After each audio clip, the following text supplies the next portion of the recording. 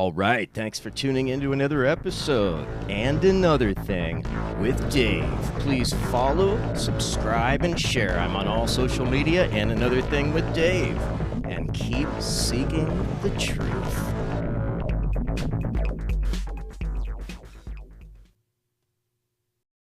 Greetings, fellow Earthlings. Yeah, so I would like to talk about this is the week of the anniversary of 9/11.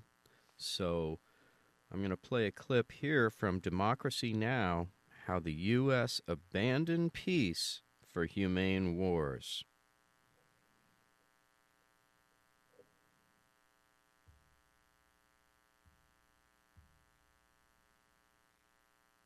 Start off by talking about this very revealing title, Humane, How the United States Abandoned Peace and Reinvented War.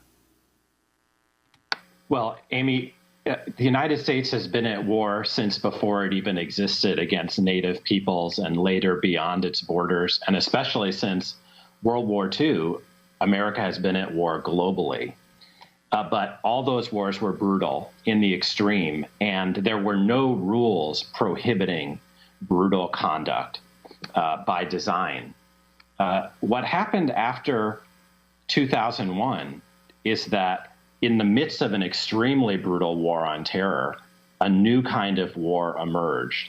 And it was one in which, really for the first time, it was important to Americans to see their wars fought more humanely in conformity with international rules that prohibit torture, that limit civilian death. And the worry is that even though this represents a kind of progress, it also helped Americans sustain war and help make the war on terror endless. Even though Joe Biden has withdrawn troops, he's promised to continue the war on terror in other ways. Wars fought are never without consequences for the states that fight them, even though, of course, we should be concerned first and foremost about those who die or those who are merely surveilled and haunted by drones and special forces.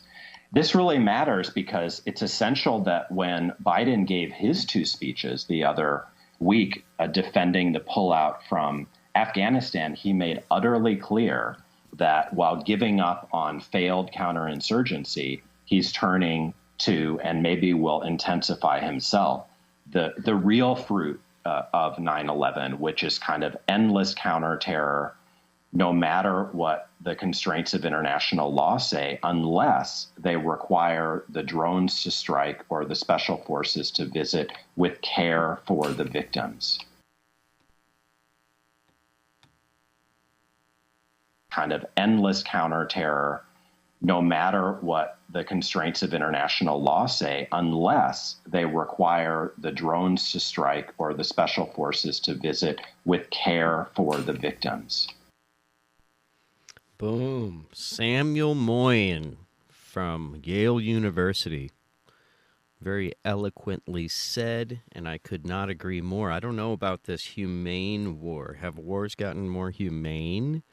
Maybe for U.S. soldiers they have, perhaps. But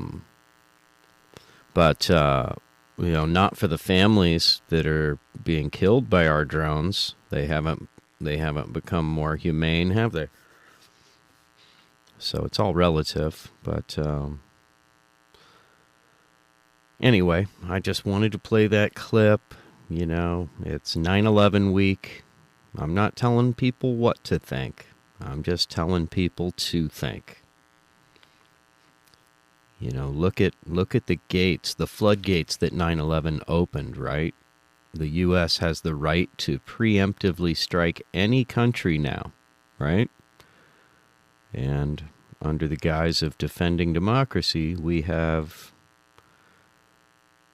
gone to war, at least unofficially, with Iraq, Afghanistan, Syria, had battles in Somalia, and who knows where else. Anyway, thank you folks for tuning in. This has been a short one, short and sweet.